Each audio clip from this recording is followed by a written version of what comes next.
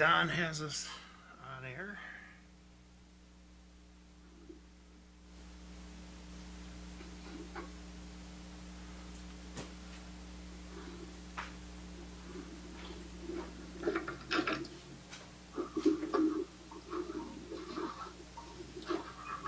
Well, I have 7:30, and so I think that we will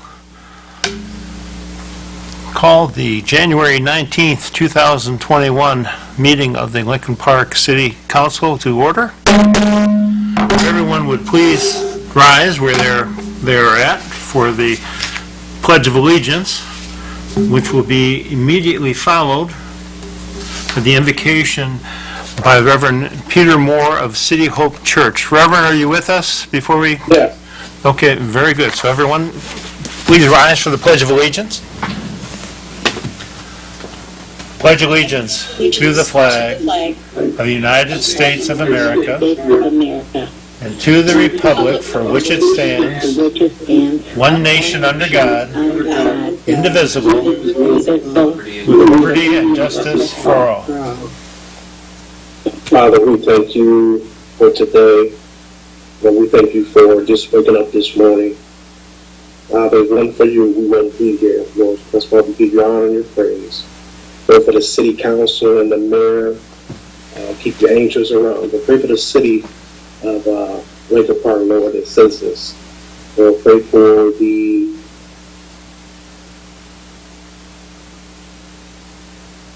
the name of Jesus. Amen. Amen.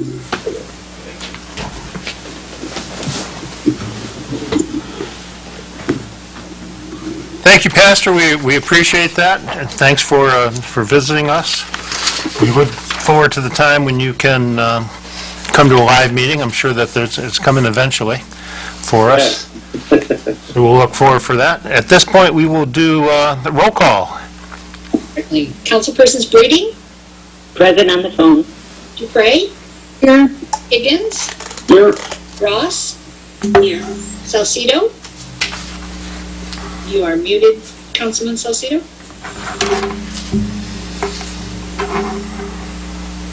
Here, thank you. Councilperson Tobin? Here. And Mayor Carnes. Here. Okay, well, welcome everybody. Here we are, most of the way through January already, if you could imagine that. We take time to remember Martin Luther King Jr. This yesterday was not his official birthday, but the one that we celebrated it on. Somebody who has made a big impact on our country and the way things are today. Just with his peaceful protests and his powerful words, he did, as I said, he did a great deal for us. I still remember being a little fella and watching TV on a black and white, if you can believe that, when word came out in '68 that he had been assassinated, which was a terrible day. For everything that he had accomplished up to that point, it would have been interesting to see what he would have done had he continued on. But that's the sorrowful part about assassinations. So, school is back in session at the high school and the grade schools. So as you are going back and forth, be mindful of those. I think it's still a limited thing that they're doing, but it's still kids in seats, and it was nice to see them roaming the halls a little bit today. Even though you can't see their smiles, I'm sure that they were relatively happy to be there. And as a sign of things maybe coming a little bit back to normal, looking at the numbers for Lincoln Park as far as new COVID cases they've been under double digits, and I think the report that we had yesterday was just for one. That doesn't mean that we're out of the woods yet, but a good portion of our firefighters have been immunized, and we're working on getting the police department done. And as more and more of the immunizations become available, I'm sure that we'll be putting this behind us. but we still got a little bit of ways to go. City Hall has been closed for a period of time for people coming in. We have two big payment dates coming up. The third payment for the summer taxes and then the winter taxes are all coming due in February. And most of our citizens they wait for that day and they line up, then they come in and do that. And while we have been thankful for the Lincoln Park Community Credit Union for helping us out with their drive-through and taking taxes, they have been suffering some long lines. And so I think it's a little bit time for us to start taking that load ourselves. And so in discussing with the emergency operation team and with the city manager, James Krizan, we're going to be doing an opening on January 21st, which is Thursday. What the opening is for is strictly limited to payments. We will have the cashier's windows that will be open. We've done some changes to the entrance, just nothing that you can really see, but when you come in through the front doors off of Southfield into the vestibule, they will have an opportunity to take your temperature. And then once that is done and you've made sure that you're safe to enter, we have a button that you press, and then you can be electronically buzzed in to take care of business. And that is how that it will be, so that we do not have to have a employee sitting at the way taking your temperature and sign you in and the such. This can all be done remotely without putting any type of danger on any type of our employees there.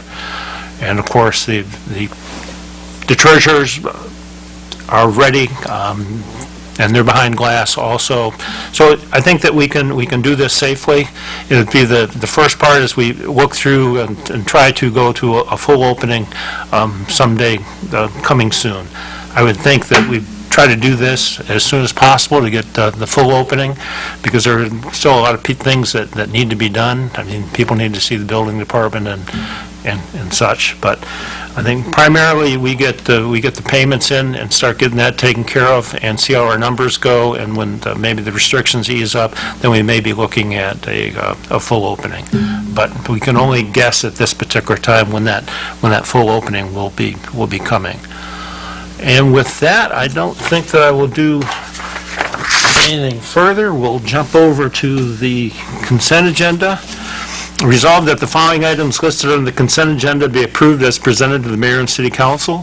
1, approved minutes, regular meeting held January 4, 2021. 2, approved minutes, regular meeting held January 11, 2021. So moved. Support. We have discussion? All right, clerk call the roll. Should it, since the second meeting, do you call it special meeting? Should be.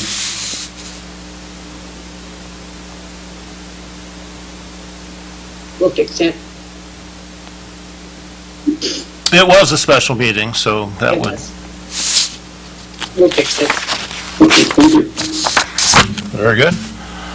Is, any further discussion? All right, clerk call the roll. Councilpersons Brady, Yes. Dupre, Yes. Higgins, Yes on the first one and abstain on the second one. okay, and Ross, Yes. Salcido, Yes.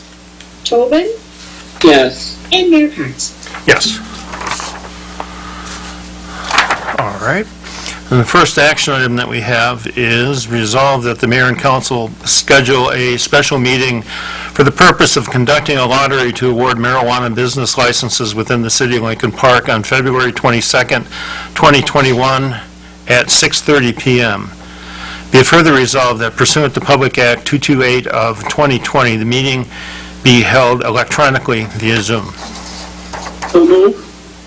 Support.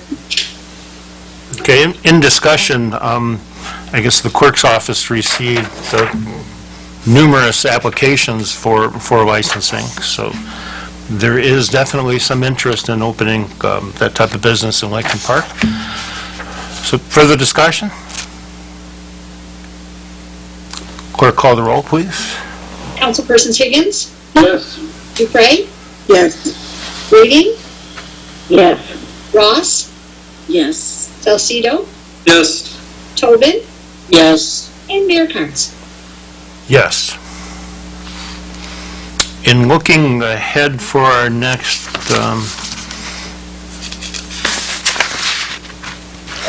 item,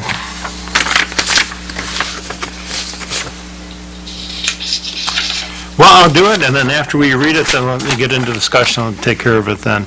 Next item that we have has a cover letter from Carl Mulisch, our Director of the Lincoln Park Downtown Development Authority and Economic Development Corporation. And as information, as most members of the City Council are aware, the City of Lincoln Park is a participant in the State of Michigan's Redevelopment Ready Community, RRC program. This is a program designed to demonstrate a city's capacity and willingness to be thoughtful, thorough, and transparent with respect to development decision-making processes, particularly in the development communities that seek redevelopment. The RRC program enlists best practices in establishing cogent and modern development policy, establishing and managing necessary development and redevelopment agencies and organizations, and coordinating the actions, decision-making plans, and resources of said agencies and organizations. Over the many decades of its existence, the City Council has created, funded, and supported agency and organizations essential to local development processes. And more recently, it has updated its master plan and introduced and adopted a few necessary amendments to the zoning code. All right, so we'll go to the resolution. Whereas the mayor and city council wish to schedule a study session to discuss community development-related issues and opportunities with all relevant boards and commissions.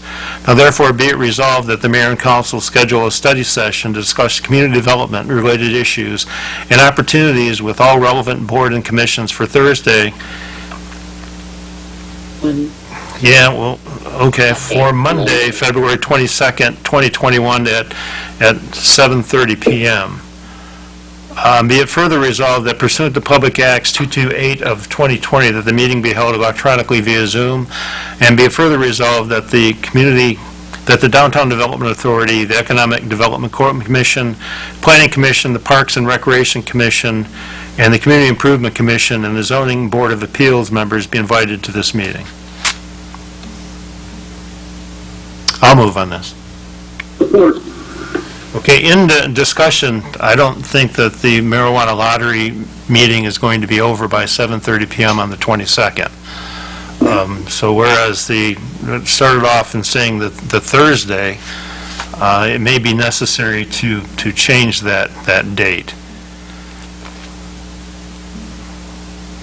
What date would be that? The 25th would be Thursday that week. Okay. Well, I would think that maybe the week before, because there's already the CIC meets on the 25th, so I wouldn't be able to attend that. But the 18th, 18th, I look. on the Thursday, and Carl, I know that you're on the call as we're going for this discussion. This meeting won't. I anticipate the marijuana lottery to take a little bit of time. Carrie, would you say that it will not be completed within an hour?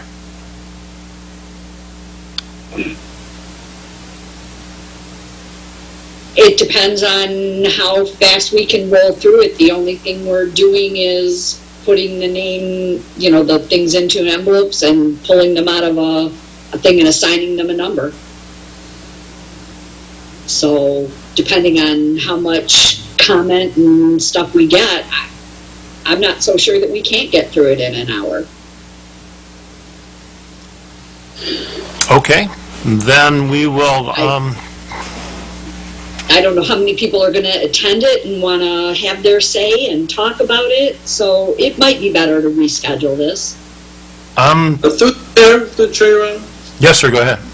Councilman Salcido, if you're gonna move one of them, why don't we move the marijuana scheduled meeting up rather than the other one, since this has been on the ballot almost going on 2 years. I think we should move up the lottery if we're gonna move anything. Well, I think that it's right to have it on a Monday night, because that's the normal meeting night, and everybody will be able to attend that. If you throw it in a midweek situation, then you have the possibility that they're not going to be able to.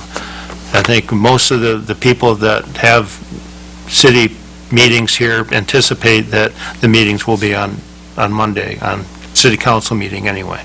That's my opinion anyway, but, Through the chair, yes, go ahead. February 18th is the planning commission, so I have to work around that too. Yeah, I was going to suggest, Mayor, the 25th and perhaps at 6 p.m.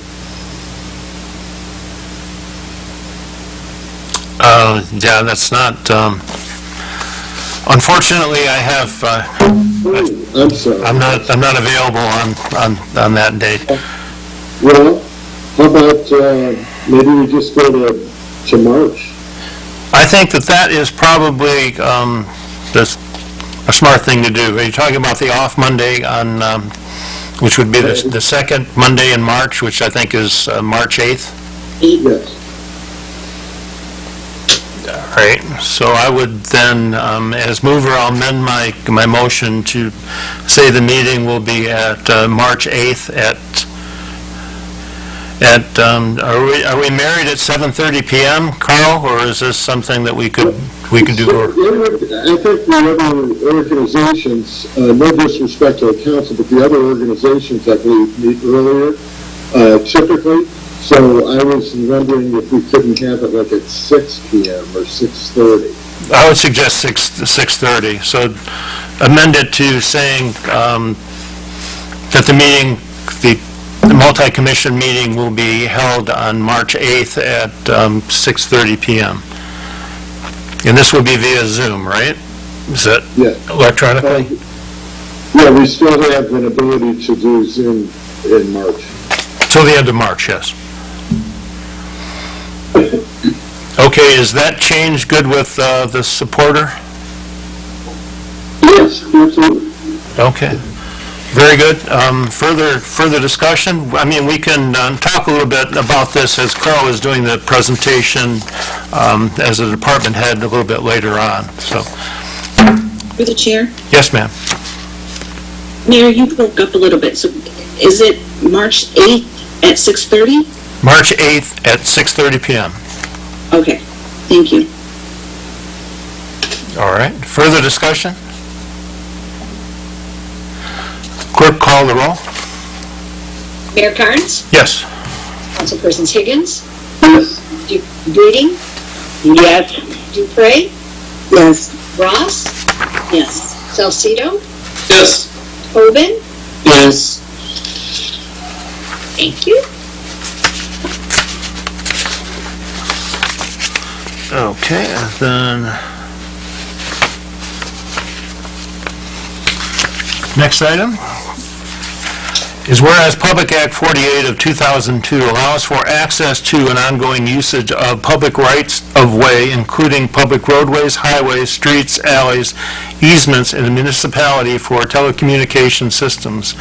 And whereas the City of Lincoln Park has approved a request on June 4, 2014 from Fiber Technologies Networks LLC for an ongoing use of public ways by a telecommunications provider as required under the Right-of-Way Oversight Act 2002, Public Act 48, in parentheses, Metro Act. And whereas the Crown Castle Fiber LLC, FKA Fiber Technology Networks LLC, Crown Castle in parentheses, has requested a modification to the original application under Section 2.1.1 of the Metro Act. Now therefore be it resolved that the mayor and city clerk are hereby authorized to execute the necessary documents approving the modifications to the right-of-way request from Crown Castle Fiber LLC, frequently known as Fiber Technology Networks LLC, 2000 Corporate Drive, Cannonsville, PA 15317. So moved. Support. Court, on the question? Yes, sir, go ahead. So the public understands this, because I don't think it's very well stated for the public to understand what exactly do we want. It's to modify, what do we want us to modify?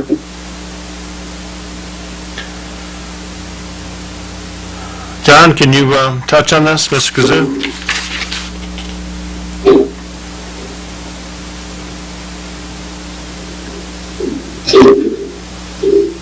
Mayor? Yes, sir, go ahead. So Mayor, back in 2014, a company known as Fiber Technologies Network, which has now become Crown Castle, applied for a right-of-way permit to install some underground cables in the city of Lincoln Park or overhead. I don't remember which one it is exactly. I believe it was overhead. They are now asking to do an additional stretch of it near the north end of the city. It's overhead wires that they'll be stringing along the existing phone poles. Thank you for the explanation. There you go. Okay. Mr. Chair, Yes, sir, go ahead. if I'm not mistaken, weren't they paying a monthly fee to the city to do this? No, this was before my time, but I thought I caught wind of that somewhere. They pay a fee. Don't remember if it's 500 yearly. Yeah, I don't remember what it is per year. I don't have the original contract out on my desk right now, but there was a fee. The original permit was good for 15 years, and they get 3 automatic renewals each for 5 years. So technically, this lasts for 30 years, their permit. And through the Public Act, we don't have a lot of say in No. what happens with this, unfortunately. Further discussion? Okay. Chair, Yes, ma'am. it states that, 7/10 of a mile over low ground. Are they just looking to lengthen this above ground, or are they going getting up the ground too? It looks like it's aerial. Like the map is kind of bad, so I just thought I'd ask. Yeah. Okay, thank you. According to this, it's 7.12 miles of above ground and approximately 0.7 miles of below ground conduit installations at telecommunication facilities. So mostly above, but 10% below. Do we have further discussion? Clerk, call the roll, please. Councilpersons Brady, Yes. Hoban, Yes. Dupre, Yes. Higgins, Yes. Ross, Yes. Salcido, Yes. and Mayor Carnes. Yes. So next item that we have has a cover letter from, got a little bit of an earthquake going on here. Has a cover letter from our city manager, James Grzan. City was awarded $175,000 to purchase and install a backup generator for City Hall as a part of the State of Michigan 2020 Financial Distressed Cities, Villages, and Townships Program. To complete this project, the city will be requesting proposals for the purchase and installation. We need to understand if there are any electrical upgrades that will be needed in the building prior to the installation of the backup generator. The city will also need bid documents for the project. Hennessy Engineers Incorporated, the city's contract and engineering firm, has submitted a proposal to conduct a current system analysis and prepare the documents for bidding the project. The cost of these services has been proposed at a not-to-exceed price of $10,800. So whereas the state of Michigan has awarded the city a grant in the amount of $175,000 for the purchase and installation of a backup generator at City Hall. Whereas the city needs both an assessment of required electrical upgrades for the building and bidding documents for the project. Whereas Hennessy Engineers Incorporated have submitted a proposal to complete this work. Be it resolved, the mayor and city council approve the proposal from Hennessy Engineers for electrical analysis and bid documents for City Hall generator at a not-to-exceed price of $10,800. So moved. Support. Okay, discussion? Yes, through the chair, Your Honor. Yes, sir, go ahead. Just two comments. I'm sure whoever bid on this will understand if we have enough electrical power or where to install it. So I am grateful that the $10,800 is going to be absorbed through the state grant. So those are my two comments. Thank you. Okay. You have more confidence than I do, sir, and we'll see how that works out. Further discussion? Through the chair, Your Honor. Yes, ma'am. Just a quick comment. I just wanted to say thank you to our grant writer. I'm not sure, was that James? But just thank you. Thank you. There were several projects that were submitted to the state under the Distressed Cities Grant, and this is the one that they chose to award. It's something that definitely needed. Further discussion? Clerk, call the roll. Councilpersons Brady, Yes. Higgins, Yes. Dupre, Yes. Ross, Yes. Salcido, Yes. Coben, Yes. and Mayor Con. Yes. The next item we have is a miscellaneous resolution. It has been moved by Councilwoman Dupre and supported by Councilman Higgins. Whereas in response to the COVID-19 pandemic, the City of Lincoln Park desires to waive late fees for water bills for a limited time, and whereas City Hall plans to begin a phased reopening on January 21, 2021. Now therefore be it resolved as Lincoln Park City Council hereby authorizes the waiving of late fees on water bills through February 28th, 2021. As we start on discussion on this, I'd reached out to our Finance Director, Lisa Griggs, in reference to how many of the bills are outstanding and what the potential for the cost that the city would be in this circumstance. And her email to me dated today was, our report will not show the number of accounts that are delinquent, but only the dollar amount. We would have to go through the report manually and figure that out. For time's sake, I will provide the dollar amount that is past due. As of today, there is $2,109,306 in past due water bills that are 30 or more days past due. Looking back at this same point last year, there was $1,428,416 past due. That's about a 48% increase in delinquency, which I guess is primarily a result of us not doing shut-offs this past year. There are currently 470 payment plans in the system. The clerks initially set these up, which does not waive penalties on the amount entered into the payment plan as long as they set up the plan prior to becoming delinquent. There's a decent amount of follow-up required on these payment plans. They run reports and then send out follow-up letters if they fail to keep up their payments. In accordance with city ordinance, we will be processing transfer to tax lien in March. There is likely going to be quite a more transfer this summer with summer taxes this year, since the delinquency amount is significantly higher. We're not sure at what point we'll be able to begin a shut-off process again due to the current state orders in place. If we're not able to shut off water this year, I would expect the high delinquency amounts to continue, causing cash pressure on the water and sewer fund that, as we know, it is cause for concern. Let me know if you have any questions or need anything else. And she is on the call here today. With that amount of $2,109,000, if you figured 10% as being the penalties that are out there, obviously that would be $210,000 that we would be taking out of the water fund of the payments that are going here.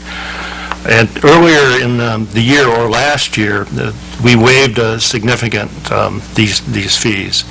And it amounted to a loss of approximately $181,000 from the fund.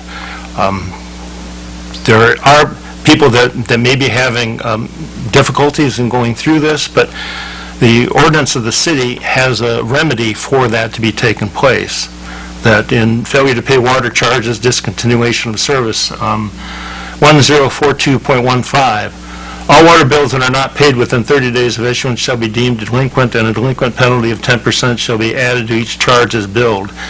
If the city manager or his or her designee determines that there are compelling extenuating circumstances resulting in undue hardship, the city manager or his or her designee may structure a repayment schedule and reduce or waive late fees or penalties in accordance with the city's policy.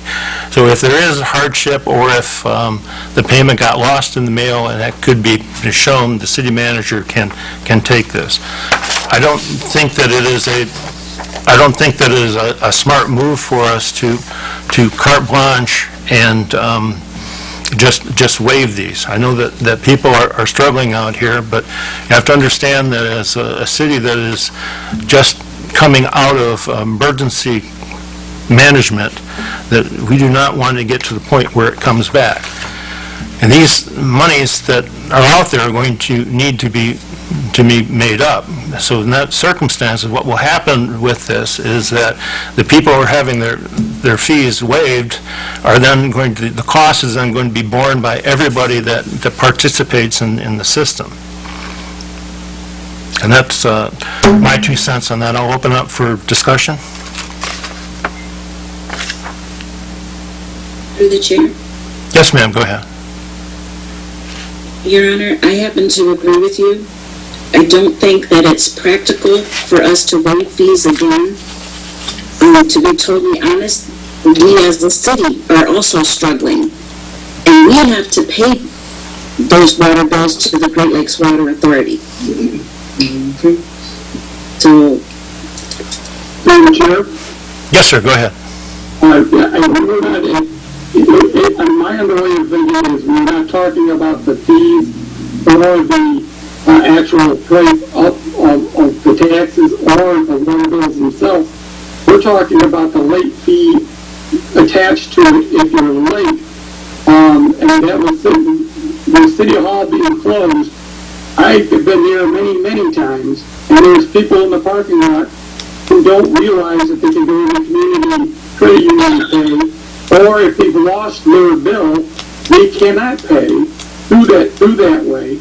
And that is my thinking about, again, I'm just talking about waiving the late fees until City Hall is open.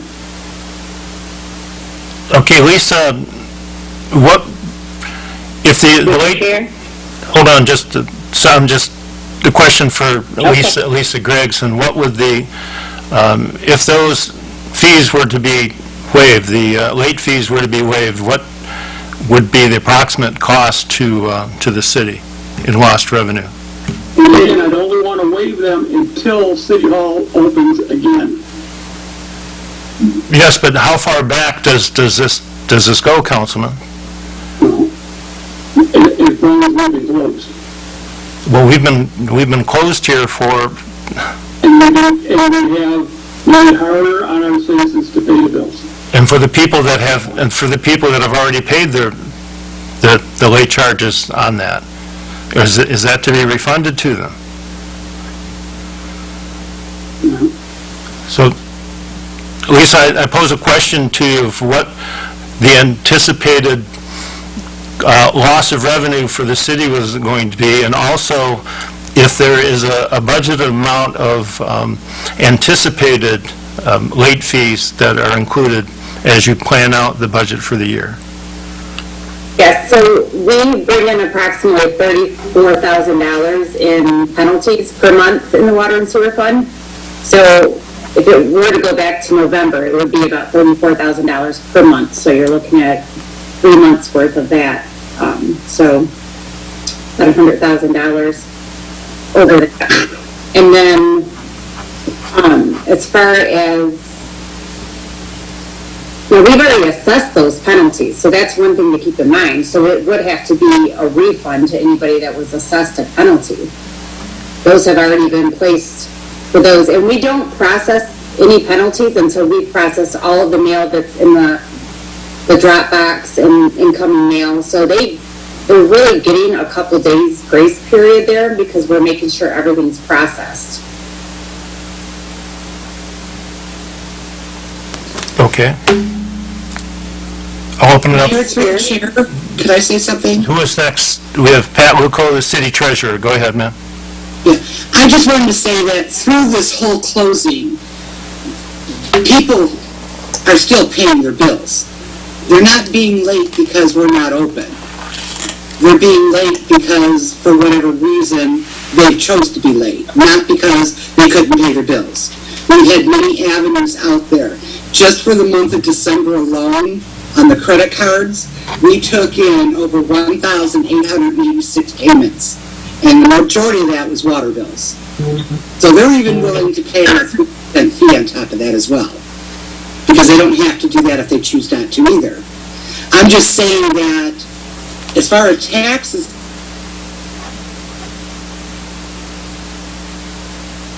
and the right to change the charter. But as far as the water goes, again, you would have to refund everybody who's paid that penalty or interest or late fee if you wanted to do that. And that's a lot of money. All right. Thank you, ma'am.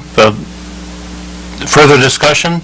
Who wants to be heard? Yes, sir, if I may through the chair. Yeah, go ahead. I had been approached by a few citizens that actually didn't realize that it didn't get posted. They either did theirs electronically and it came out of their bank account, or they wrote a check and they didn't realize until later that, wait a minute, this check hasn't gone through yet, why not? And then they have late fees on their bill. Those, I guess, were the people that I was trying to cover. It's not that they didn't want to pay their bills or couldn't pay their bills. They paid it and it didn't get recorded or the transaction wasn't completed. But if they'll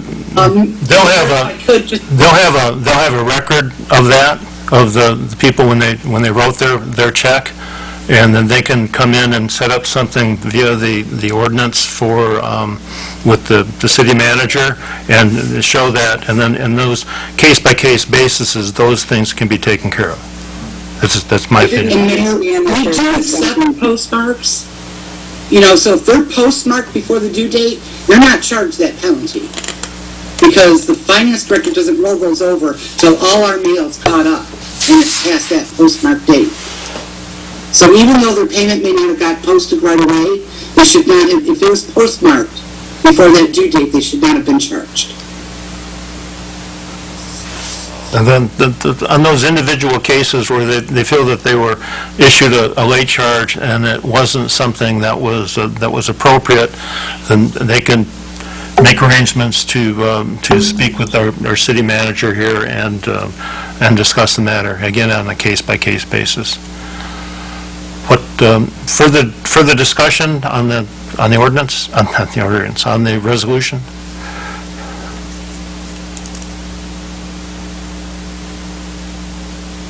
Then hearing none, clerk call the roll. Councilpersons Dupre, Yes. Higgins, Yes. Rainey, No. Ross, No. Rosito, No. Tobin, No. and Mayor Carnes. No. Okay, so we'll move on to council claims payable over $25,000. I said no, but the internet's going in and out here. I apologize if you didn't receive. Carrie, did you get my vote? Your audio is going in and out, Mayor. So, did you vote yes or no? No. Thank you. So that motion failed. Okay. All right, so accounts and claims payable for those items greater than $25,000 be approved as follows. Okay, and GV Cement Contracting, 2020 Concrete Reconstruction Program, $829,072.31. GFL Environmental, January 2021 Residential Curbside and Recycling, $197,762.81.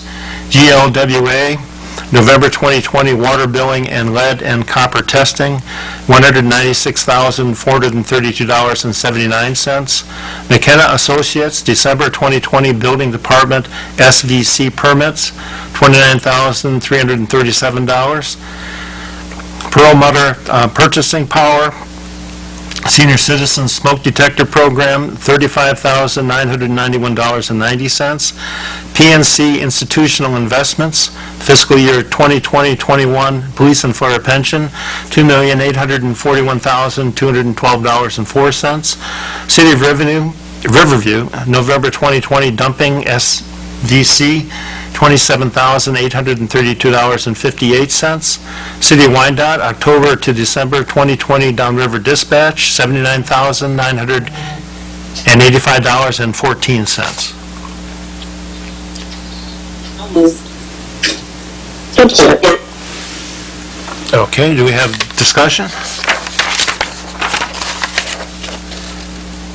Clerk, call the roll.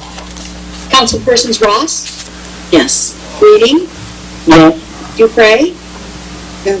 Higgins, Salcido, Yes. Tobin.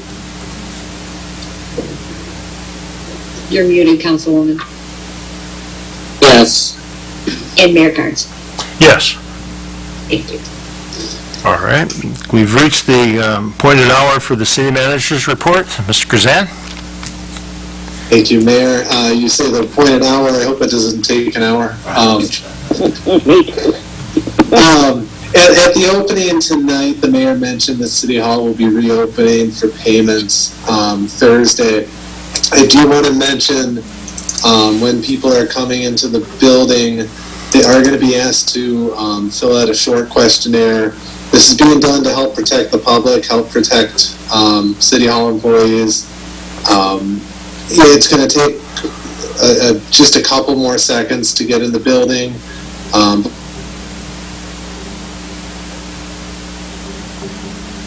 QR code on a smartphone, and it'll take you right to the questionnaire, and you can fill it out yourself so that it can help move the process along when you get up and take your temp and buzz in.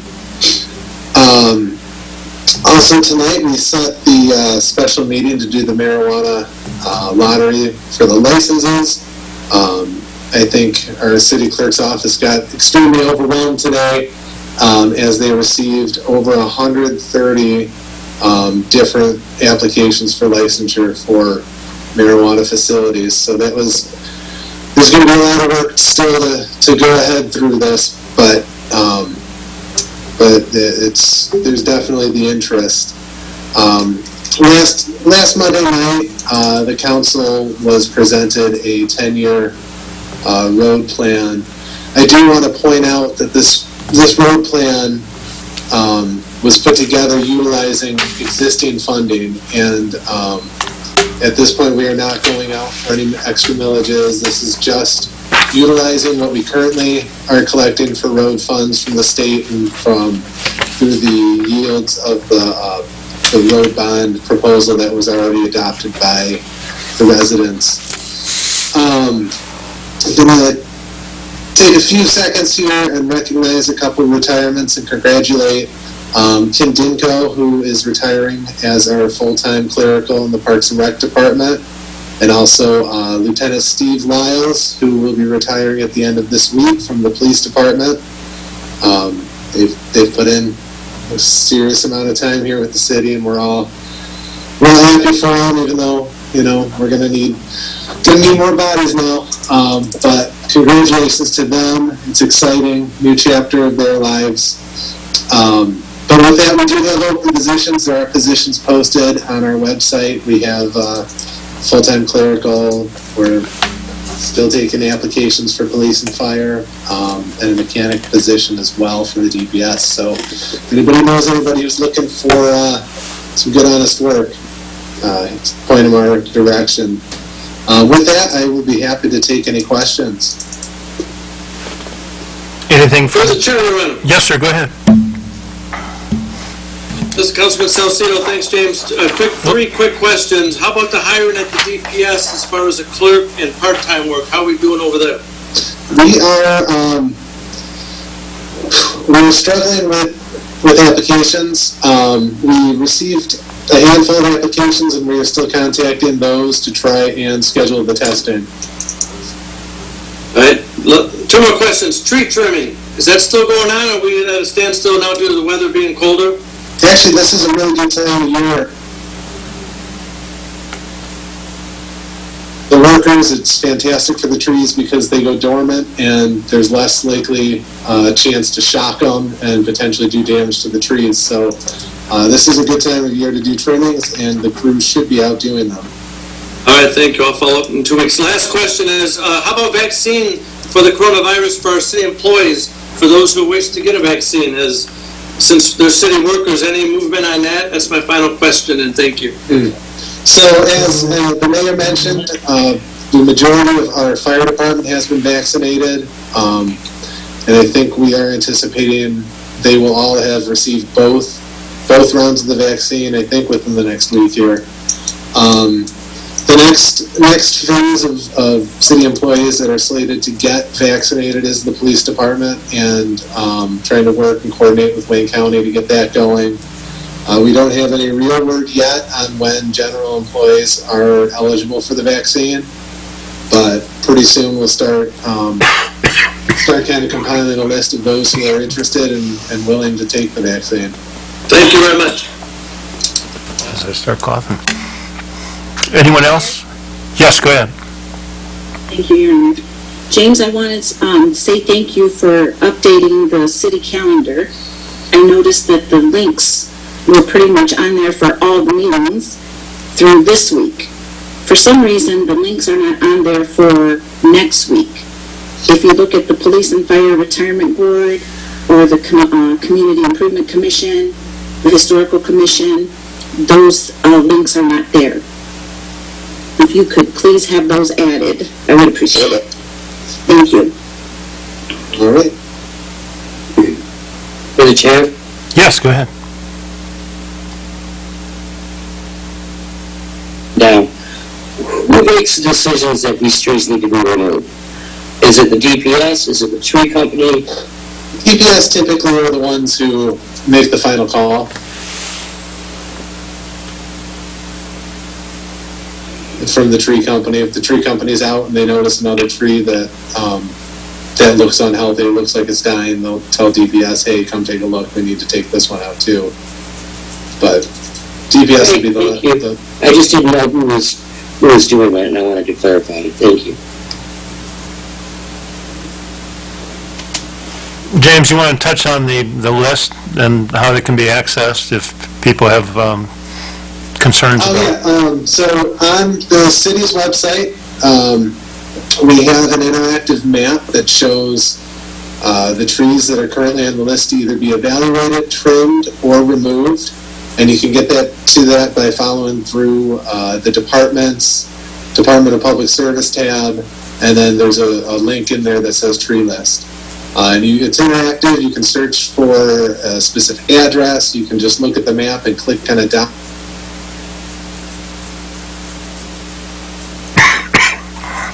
We're trying to keep it updated reasonably every week or two as to what's on there. So as trees are getting removed, we're trying to keep that information up to date. Anything further for the city manager? All right, then hearing none on that, we'll then move on to department head to report. We have Carl Malish. Carl has been the EDC and the DDA director now for going on 4 months, maybe a little bit more than 4 months. And in that time, he's done some good things moving forward on projects that a lot of you have been waiting years for, really. So with all that, I'm just going to turn it over to Carl. Carl? Okay, thank you, Mayor. I want to thank all of the council members and others in attendance for letting me address you this evening. As the Mayor pointed out, I've been on the job for about a little over 4 months now. So far it's been a distinct pleasure working with you individually, with staff people, of course the mayor, and the rest. You know, this was kind of an unusual time to come into a new position that's promoting downtown development and economic development. Of course, I'm talking about the pandemic. You know, it's wreaked havoc on communities throughout the country. We've had our share of losses and particularly negative impacts on restaurants and the like. But while I've been here, we've been trying to promote contact between the businesses and different agencies that have resources to help them weather the storm. Of course, you're aware that the city has funds that it received directly through HUD to help with COVID. And there's also programs that Wayne County has administered that businesses were eligible for in Lincoln Park, as well as the state of Michigan. So, anyway, what I want to do here is go through several projects, not in great depth, but to give you a little flavor of the projects that I'm working on. I want to point out that there's quite a bit of overlap between the DDA and the EDC. For one thing, you know, both of those missions are economic development driven, and quite a few of the tools and priorities that either agency has overlaps. So I'm not going to beat some of these to death as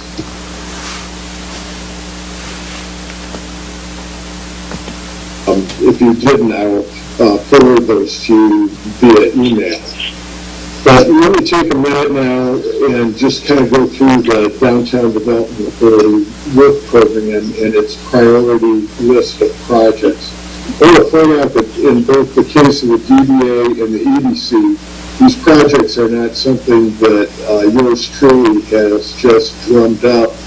They've been vetted and discussed at reasonable length with the DDA and the EDC. So my efforts are to help guide those two organizations to make betterment in the community. And, you know, while I provide advice and am fully capable of implementing projects and programs, those are not, you know, knowledge-driven per se, but they're driven by the two boards of the DDA and the EDC. Okay, first of all, as we have been dealing with COVID-19, we've had business consultations and assistance messages that we have sent to businesses via email address. We have a general business directory that the clerk keeps annually and updates it. We've also endeavored to collect email addresses so we have that line of communication with the businesses. There's no point to mail stuff out through snail mail or make a bunch of phone calls that could take quite some time. You know, we have about 500 plus businesses in the community. So we've been doing that. Second, we haven't made the appointments yet, but we're in the process right now of establishing 4 standing committees with the Downtown Development Authority, and we are appointing, or shall I say the DDA is appointing a member to each of those 4 committees, and those individual members will be contacting very possibly council members, certainly the city at large, and other friends and the like to join in their efforts to promote membership, promotion of the community, design, and economic restructuring in the downtown. As you're all familiar, we have a series of events in the downtown annually. Those include Chocolate Walk in mid-February, Cinco de Mayo at the beginning of May, Downward of Cruise in late June, and finally the holiday tree lighting ceremony in late November or early December. Of course, we have a calendar of other events throughout.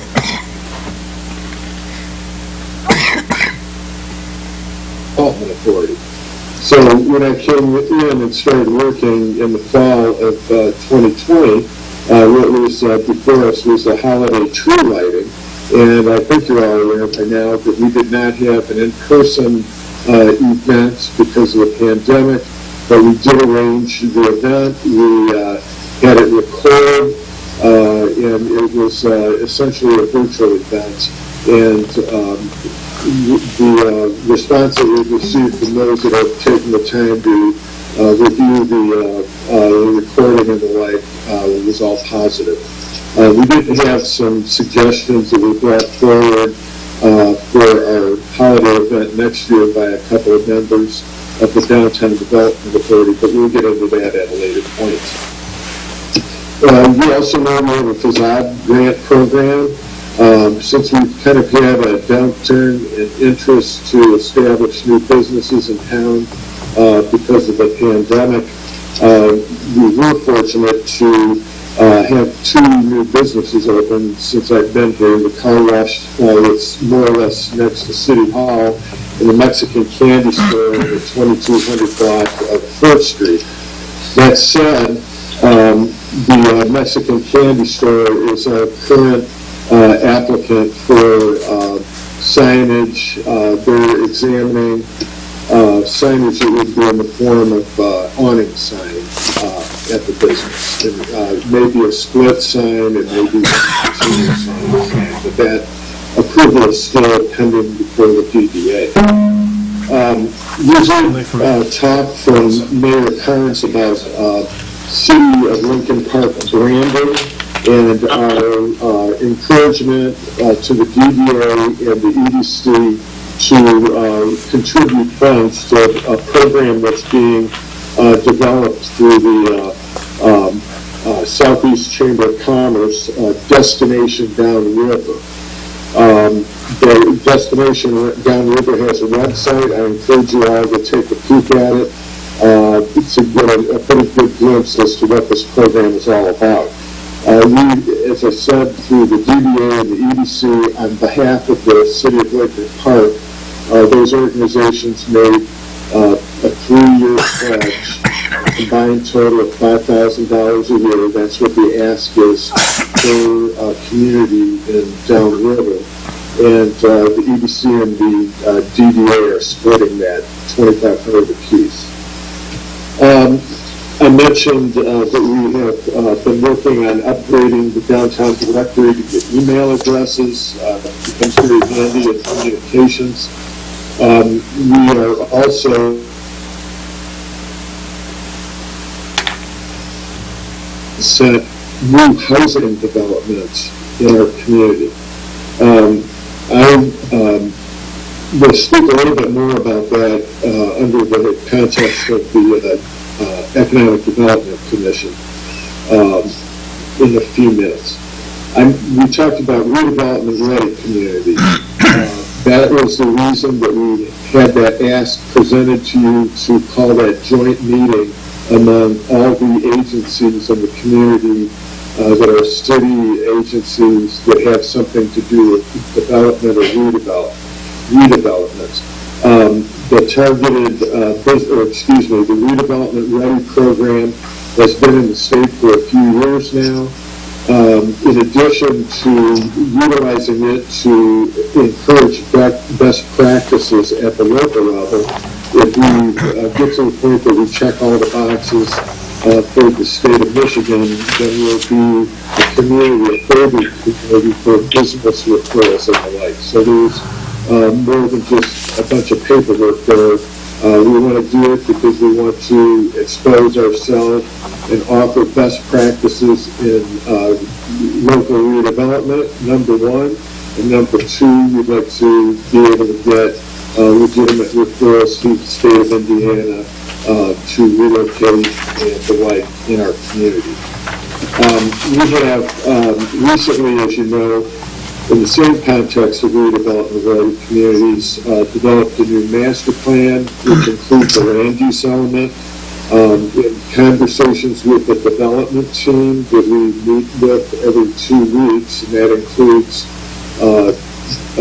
your city manager, Mr. Myers with the building department, Mr. Brazo with assessing, yours truly, and I know I'm missing, and Leah DiMichelle with our planning consultant.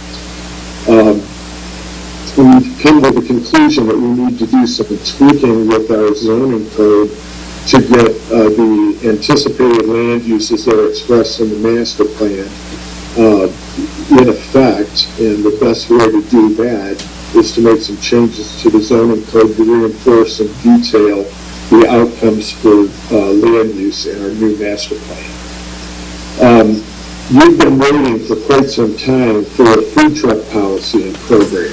I'm pleased to tell you that this ordinance that has been worked on with starts and fits over the last couple of years, I guess, will be presented to the council, if not by the end of February, into March.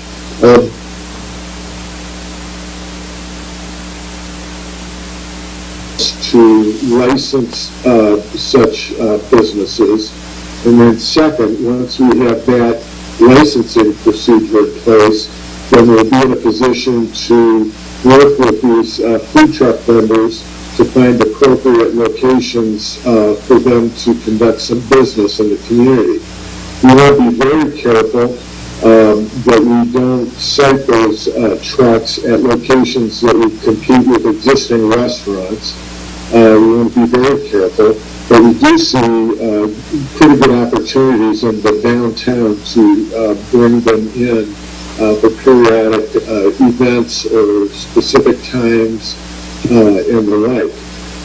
Another layer of consideration for citing some of these food trucks would very likely be at athletic fields that do not have concessions in place.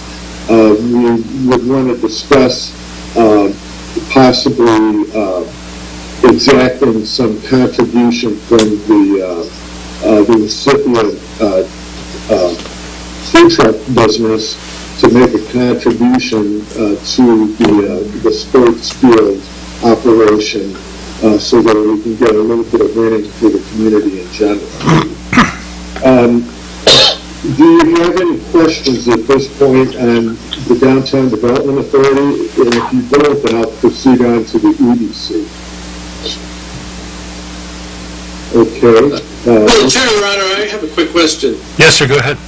Carl, did you say you're going to talk about the DDA right now, or that's what my questions were mostly related? If you want to pose questions about DDA, please do them now. I'll take them now. All right, just real fast. First off, as we all know, I think 45 miles an hour downtown is too fast. You can comment on that later.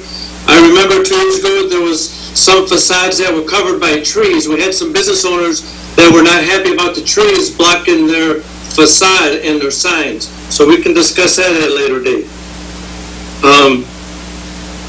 With I-94, I-75, Southfield Road, Dix Toledo Road, we're a major thoroughfare right there. So my question, and this will probably cover everything, I don't get out as much as I should. However, I'm still talking to residents, and the number one question that I get, look at Southgate by Myers around the curve. Look at that development. Look at the development on Southfield Road in Allen Park. Right?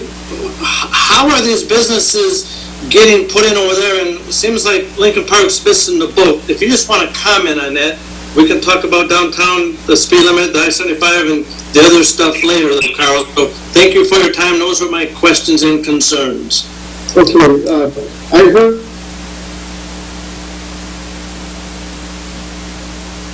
I want you to know that we are in discussions with the company that does landscaping in the downtown, and we'll be sure to discuss with them pruning some trees and addressing those issues that you've mentioned.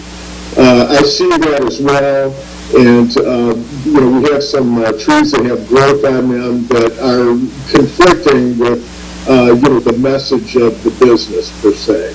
So we'll take a look at that and see what we can do. With respect to filling up some of our businesses, in the downtown and even on our commercial corridors, I'll just focus on the downtown right now. you know, downtown has had some degree of issues, and today it is what it is. There's quite a few vacancies. You have a couple of major thoroughfares that intersect. Quite frankly, when you're in a downtown, and I'm not going to sit there and try to compare us right now to Allen Park, but when you're in a classic downtown situation, you usually have a street system that is more conducive to pedestrian movements. And the fact that we have two intersecting highways, that push speed limit, or the speed limits, I guess, on Third is 35, or perhaps 40, a little bit here or there, and then 35 when you get into the heart of Lincoln Park. When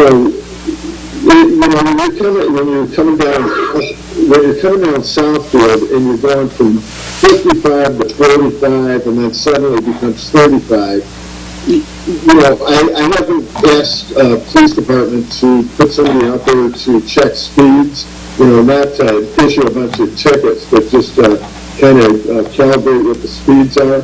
My hunch and my gut feeling is that they're not really slowing down. They're still going 45 or 50 miles an hour. So that's an issue that we need to deal with in the heart of the downtown.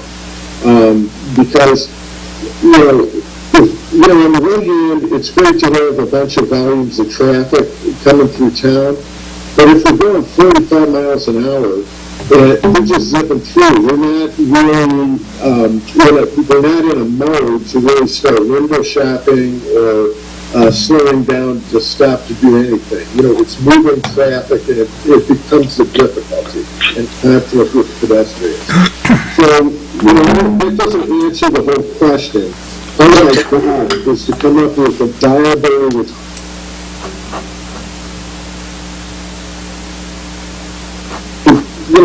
what I'm evaluating right now is taking a peek at the different blocks, trying to identify some of the blocks that have some critical mass that seems to be working right now, and then work off of the strengths. I'm going to give you an example. We recently had the entry of a Mexican candy store in that 2200 block of 4th Street. That's a very nice business. If you haven't, council members, visited, you really should go there and check it out. But they're on the corner, okay? And if you look at all the rest of the buildings and storefronts along that block, they're basically all empty. There's an old hardware store that doesn't exist any longer. Looks like might have been a Mexican diner or something, or, Hispanic flavor diner. And, it looks like it might have been an auto thing, type business. It's kind of a lot around it. Okay, two things. And I hope this doesn't sound trite or insulting, but we might want to take a look at a block like that and do all we can to try to promote other Hispanic enterprises to locate there. And it can be a mix of things. It doesn't have to. It might be. This winds up being the Mexican block. Again, no offense to anybody or anything like that. If anybody wants to take my words inadvertently, but okay. So what do we have to do? Well, there's 6 property owners there. Why are they holding their property? I want to find out. Okay, that's number one. Number two, what can we do to get them to loosen up and actually put their property up for lease or rents? Okay, and number three, we've had, and this kind of ties into the overlap between the EDC and the DDA, but our EDC sees the same thing that you do, sir, and they're saying, why don't we try to buy some of those storefronts and, take charge as an owner? So, I don't know, that would cost money. Nobody's made that final decision. But, these are very delicate issues. There's going to be a lot of searching and negotiation.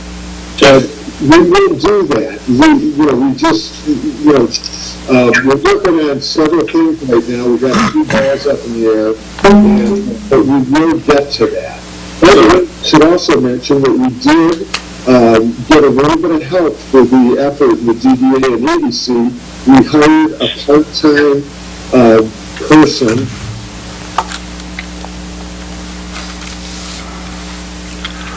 for the position that I'm now holding, but she's a very excellent person. She has a good skill set in urban planning, and we're working together very well right now. Thank you. Thank you very much. You're welcome. Any other DDA questions at this point? Okay, then I'll shift gears to the EDC. And, okay, again, I talked a little bit about the COVID-19 business consultation and assistance. We do that in the downtown, but for downtown businesses, we do it for all businesses. EDC standing committees. We want to have 3 committees for the EDC. One that would deal with business finance. They would be the committee that would work the EDC loan pool that we have. And more importantly, perhaps, they would also create relationships with local lending institutions. We have a fine EDC loan program, but that program is only good for making improvements to existing businesses. We also need to cultivate good relationships with banks so that they'll be inclined to lend money into the community for some new businesses or replacements or what have you. Second, we also want to have a committee that cultivates and encourages business recruitment. Nothing's better to sell the community when you're trying to persuade somebody to locate in the community than businessmen themselves. Businessmen that work in the community, perhaps live in the community. So we want to create a committee that will function in that regard. And then last but not least, we want to create an outreach committee. And this again would be a committee of local people, local businessmen, who, when the staff engages in workshops, seminars for businesses and the like, we could have some relationship and expression of support from members on this outreach committee. Okay, next item. City branding, I already mentioned destination downriver. You can see there's a lot of overlap already. Lincoln Park Business Directory, okay, housing development. I want to speak about this right now. We're looking at approximately 3 housing opportunities right now. And I say we, it's the EDC, the DDA, and also the development team, which I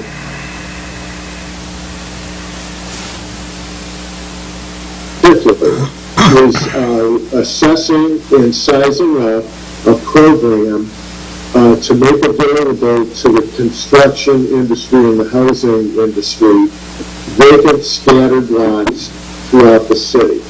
We have something like 80 to 100. What is next to time limit on this report? Excuse me. Oh, okay, I'm sorry. So, we need to create a program that makes these available. We're not just looking at, here are the lots, somebody come forward and build on them. There's probably going to be possibly a disconnect between what it costs to build and what good price points are for a particular neighborhood. You can't build something that's over the top, too expensive, because you may never wind up selling it. So we're looking at that dilemma. We've got to do further research on it, but there's some programs that I believe we have available or are coming online that can help us incentivize that scattered site housing in our neighborhoods. Okay, a second opportunity. And this gets into a pretty key project of the EDC.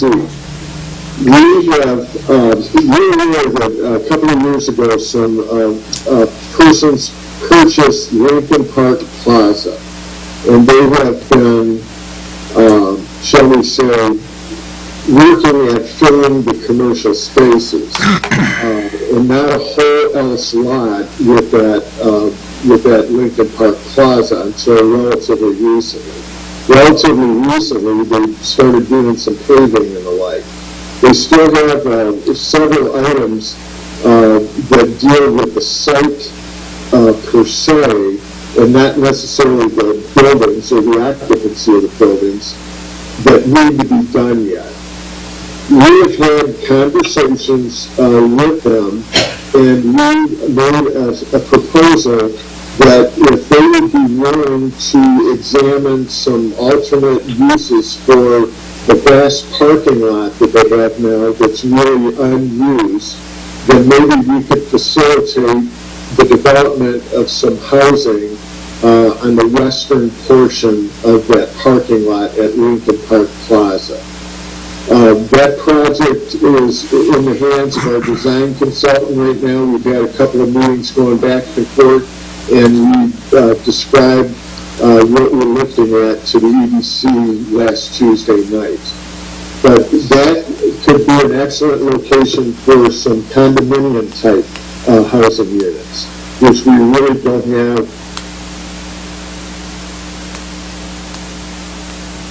A possibility is when we start talking about our parking lots that we have in downtown Lincoln Park, some of them are used pretty heavily, but some of them are maybe not useful that much. We certainly don't want to do anything to upset the balance of parking in the downtown, but we want to examine the possibility of also developing some condominium-type housing on the very perimeter of those parking lots as they abut single-family residential neighborhoods. Last but not least, and I suppose this would be a good opportunity for some housing, we have the Sears Plaza that had a redevelopment plan put together for it, and unfortunately it didn't redevelop as we had hoped initially. But we're going to take another look at that in the next couple of months and reconsider what kind of housing we might be able to place on a portion of that site. So, why are we so concerned about housing? When we look at the population numbers, we know that a couple of things have happened. Number one, back in the 70s, in the heyday of Lincoln Park, it had a population in excess of 50,000 people. It had purchasing power of 50,000 people, over 50,000 household people, rather. Today, the population is below 40,000. Our socioeconomic indicators are that we're also a moderate income community. So we need to increase the population. We can do that by building housing, and the benefit of that would be that we'll create greater purchasing power in the community by adding more heads and beds in the form of housing. So that should reinforce our efforts to recruit businesses to a community. Businesses like to move into communities that have increasing populations. That's where they see the money train. So we need to do the best we can to reverse our population decline and get it pointed in the other direction. Development-ready communities, targeted business. Okay. I've heard some people. We need to. Oh, okay. To draw it to a close, if you just open it for some questions. Okay. Yes, why don't I do that? I just noticed that really I'm about finished with EDC. So do you have any?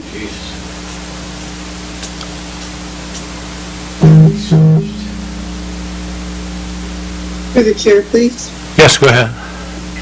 Hi, Carl. You're saying, and I'm sorry because I'm a council person, we're 10,000 people less now than we were how long ago? In the 70s.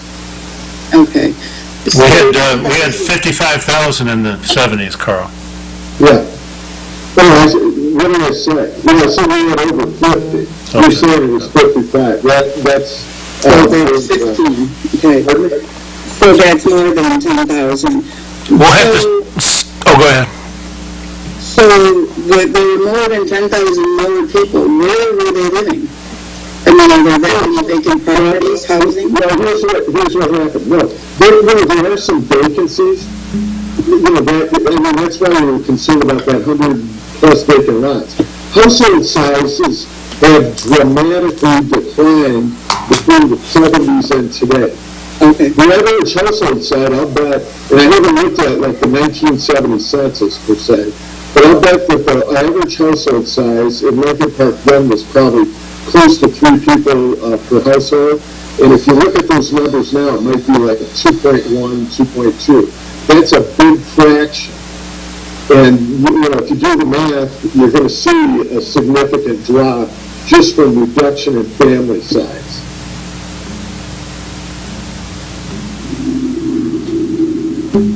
Thank you. You're welcome. Okay, Carl, thank you. If you'd hang through citizen communications in case somebody has a question on that. We'll have... There. I'm sorry, Your Honor. Before we let Carl go, I just have a quick comment. Yes, go ahead. We were waiting a long time for a EDC and a DDA director, and I'm convinced that it was because we were waiting for you. We needed you to be looking for us. So thank you, Carl. You're very welcome. As I said earlier, I'm pleased to work with the community and really think this is the time to try to make a difference and deciding to work together to get it done. Thank you. You're welcome. All right. And Carl, we then move it over to, I think it's citizen communications time. And we'll get, James, if you could unmute those that may want to address.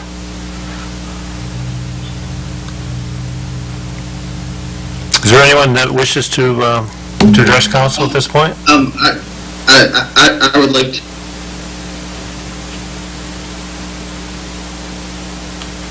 Part. I'm very excited that the meeting to do the marijuana business license lottery has been set. I certainly appreciate all the work that Mayor, Council, the Clerk's Office, and all the various city departments have put into this to get us this close to the finish line. It does seem like a lifetime ago when I attended one of my very first city council meetings when you were taking the vote for the previous medical marijuana statute. I spoke as a concerned citizen for the first time then, and that's where I met Councilperson Dupree, who was then just another concerned citizen like I was. And after we heard each other speak, we immediately went back to our chairs and made a connection and kind of asked ourselves, what can we do to keep this issue going forward? And it's been a great learning experience. I've had a lot of interaction with many people on council, and they've all been very open and welcoming. So I'm looking forward to this positive development for Lincoln Park, and I'm very excited to also hear the part about the food truck resolutions and how they're looking to allow them in the city. I think that's a great avenue to pursue. And that's all I'd like to say. Thank you for your time. This has been a very informative and interesting meeting. Thank you, sir. Is there anyone else? All right, I don't hear anybody anyway. Then we'll move on to oral reports of the mayor and council. Council President Salcido. Yes, thanks, Your Honor. Hello, citizens of Lincoln Park. Just 3 small items. I was informed earlier classes have resumed at the Parks and Recreation for the exception of the senior clubs and their events. which we're not sure when they're going to start. But also, masks will have to be worn, and it looks like you have to take a COVID check-in. Check your Lincoln Park happenings for times and dates. I think some are coming up this week. The other items, I'm going to get with James hopefully this week. I'd like to see a garage sale weekend in May, preferably May 15th and 16th, after Mother's Day and, of course, before Memorial Day. And also, I want to get involved with the Parks and Recreations on the possibility and feasibility of a dog park. So I'm going to be pursuing those this week, and hopefully we'll get them on the agenda next week. Thank you very much, Your Honor. Thanks, sir. Councilwoman Breeding. Yes, the country will be going through a transition starting tomorrow. Our elected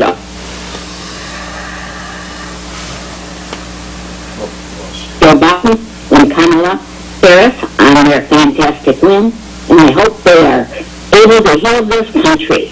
And that's all that I have. Thank you. Thank you, ma'am. Councilman Higgins. Thank you, Your Honor. First, some sad news. COVID has struck again, and that the hands in the city, and we'll not be able to do a couple of fundraisers that we're going to do this time of year, and that means that we will not have the funds or ability to put the parade on this year. We're going to do another parade, but we will be back next year, and the pledge is there to do it again next year. But we want to let everybody know that due to COVID, it just can't happen. But also, I also would like to thank everybody who has given me well wishes. Who sent me well wishes. I had surgery last week. I'm doing much better, and thank you, everybody. Thank you, thank you. And that's all I have for tonight. Thank you, sir. And Councilwoman Tobin. I don't have much to say. Lenina Coffee has opened up. It's in Lincoln Park Park. Please stop in. I also would like to thank everybody for the thoughts and wishes on my surgery that I had a little over a week ago. Mike, I'm glad to hear you're doing really well. That's great. Everybody stay safe. Just watch your neighbors, watch the city, and if you can help somebody, please do. And that's all I have. Thank you. Thank you, ma'am. Councilwoman Ross. Thank you, Your Honor. Just a couple reminders to residents to continue to check the website for updates. I know there was some that I noticed this morning. I believe there's a new grant program for businesses in there. So, and then of course, the links to the meetings are now on there. Well, except for the last week of the month for some reason. But, and then just a little note that there is no ZBA meeting this week. So there's no ZBA. I had the privilege of attending the Public Safety Commission meeting earlier today. So I just want to say thank you to our police and fire departments for their continued service to keep us all safe. It amazes me, just amazes me, how they continue to put Lincoln Park before themselves, day in and day out. So thank you, and please keep every one of them in your prayers.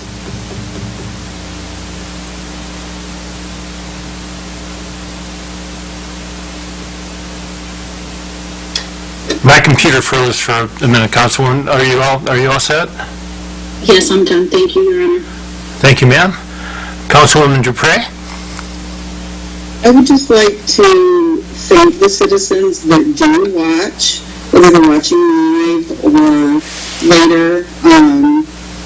It is appreciated, the fact that you're taking an interest in the city and what's going on.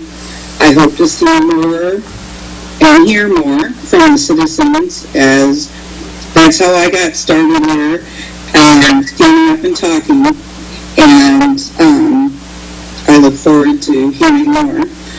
I'm very happy that the Marijuana Project Lottery has been planned, and I'm very pleased with that much interest from the industry, so hopefully we can get some businesses going good. That's very exciting. And my message is stay warm, stay safe, and God bless. Thank you, ma'am. I only have about 10 items, so just, no, teasing. We have, there were a couple meetings that, along with the city manager and DPS Director John Kazoo, we had last week. One of them was with the DUA board, and it had to do with the amount of excess. Well, it was their meeting to check in with us, but the main concern that I had was the amount that we were paying in excess flow, and that they needed to have an exact measurement of what it is that we are using so that we could be accurate in what we are paying. I think that the amount that we are paying is more than we should. It's been my feeling on that for a period of time. But we stressed it, and this is what we got our point across, and hopefully we'll see some meters being installed soon so that we know what our cost is. If it ends up being that we owe more, then so be it, but we can't just go on this guess game on the formula that's been in place for several years. Second meeting that we had to do with our band shell. There were some concerns about structural issues, so Hennessy engineers were there. The engineers, our building department, John Kazoo, as I mentioned, our city manager. I was there, and we're looking over the different projects that needed to be done. There is some, one of the walls that have a couple degrees of lean that we're going to need to address. So the main thing was to figure out what it is that needs to be done and start the process of doing it, other than just sitting around and worrying about it for the next couple of years. I'm pleased to announce, and I'm sure that you may have seen it, but at Dixon Southfield, at the old Long John Silver's, a place called Savvy Sliders.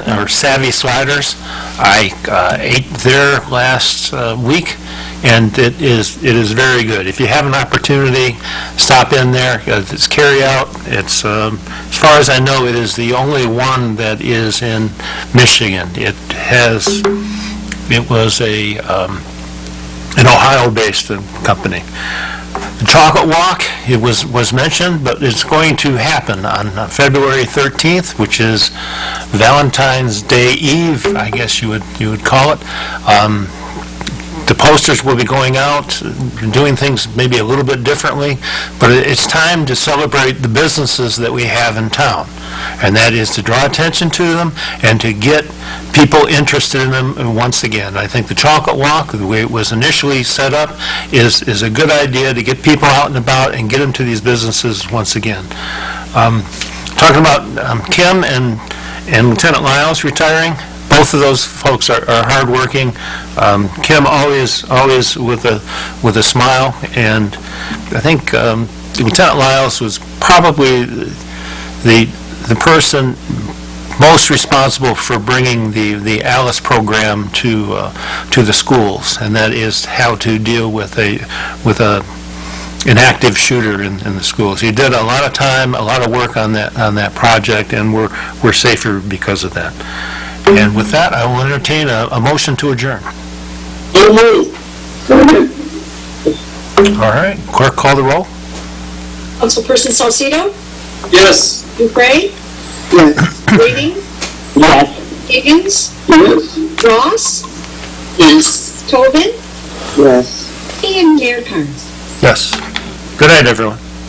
Good night, everyone.